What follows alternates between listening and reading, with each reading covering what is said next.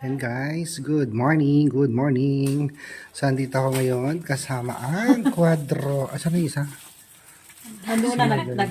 Punta na sa kwarto niya. Kasi Hey, naglayas guys. si Marjorie. Nag-unbox sila ng mga diaper. Ito yung diaper ni Badinay guys. Ang laki, sakto lang sa kanya guys. Hindi ito diaper. Ay, sorry. Ano ito, diaper. pelo? Binigay ni Ano Tita. na ang tawag mo dyan? Pelo. Wrong spelling is wrong. Ha?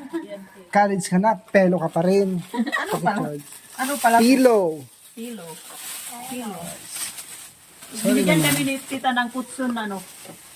Ito is ano pang social to.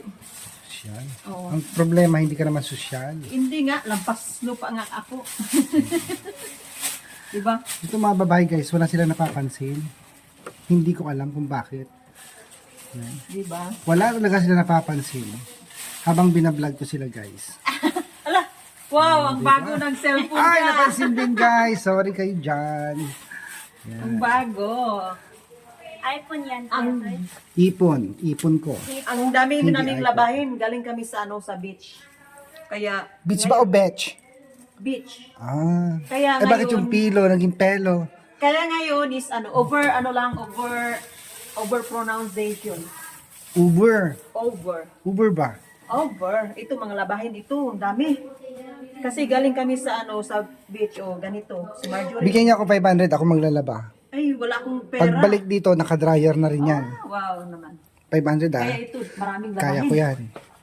Pero kung medyo kiluhin natin, syempre, Siyempre naman. 90 per kilo. Oh, your award. So guys, busy-busy. May mga sombrero pa sila.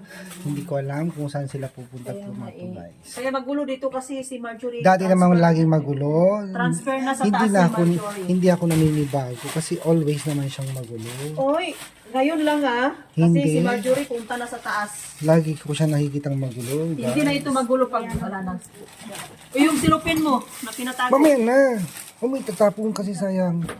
Ilagay mo muna dyan, hindi pa makuuwi. Sige, nandito yung mga silupin, ang daming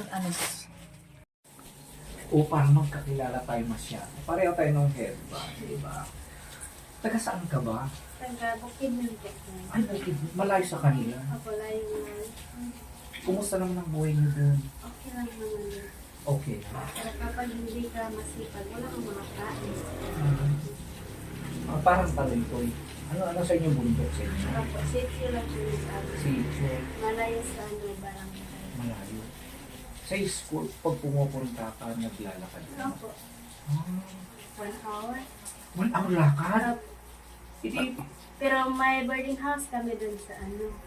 Every Friday lang kami So ano naman ang baon mo? Minsan wala. Ay, anong kinakain mo? Kamuti lang. Kamuti lang? 1 week? Ako. Anong Minsan meron ding bigas. Kapag meron ano. ang baon mo naman na pera? Wala po. Hindi ako nagre-resist. Hindi ka nag-resist. Oh. So, nakikita ko ang sarili ko sa'yo. Pero matalino ka, girl. Smart. Ganun din ako nung nag-aral ako, ha? Sa boarding house ko, nagbo-boarding house ako noon, pero libre. Pero ang pagbabay, kasi wala akong pambayan, nagmamasaya ako. Ako taga-masaya, taga-caretaker ako ng room. Lumalating yung engineer, ako nagluluto rin ng ulam. Pero ang baon ko lang, 50 pesos. Pamasahe ko papunta, 10 pesos. Pauwi, 10 pesos. Pag mangbangka ka noon, dyan sa Calaba, 20 pesos. 10 lang. Oo, nag-college yun ha. Naglalakad ako.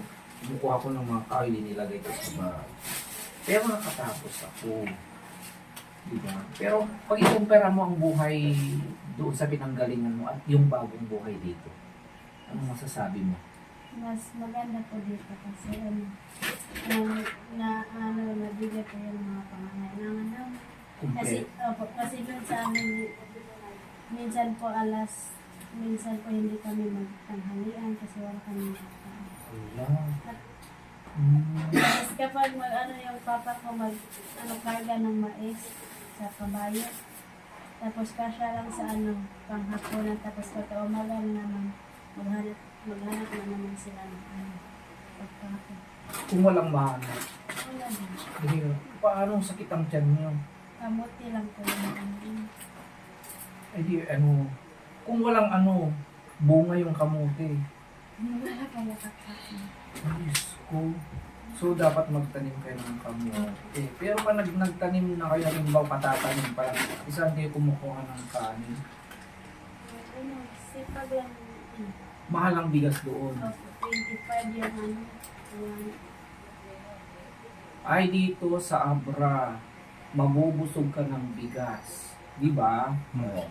Ang ganda ng buhay dito. Kaya, ang advice ko lang sa'yo, total ako na tutor mo, tagapayo, kuya, parang tatay na rin, kasi ako ang tatay niya ay rin sa school, matalino ka. Gawin mo lahat ng mga kaya para maabot mo ang pangarap mo. Ganyan ay rin sacrifice ha. Opo. Sacrifice. Kung anong tuturo sa inyo, anong bilin yung gawin nyo. Una sa lahat, iwasan ang social media ha. Iwasan. Okay, mag-relax lang kayo kung may time. Pero kunti lang. Pero wag. Kaya yung pagkagising mo, dapat libro lang ang gagawin mo. Sa talino mo yan, pagka-smart mo yan, malayo ang mararating mo. Ang swerte mo, may allowance ka, di ba? May ipon ka. Magpakabait ka lang.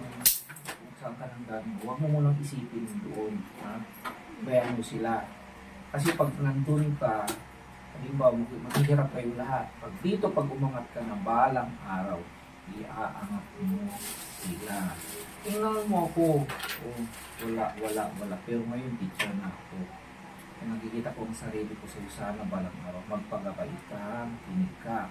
Nandito si Kuya Totoy, Mother Ethel, Mambili. Kung may masabi kami sa inyo, tuturuan ko namin kayo na huwag kayong sasabad. Masyadong lang sacrifice. Ha? So, yun. Thank you po. Thank you sa Oo, sige. advice.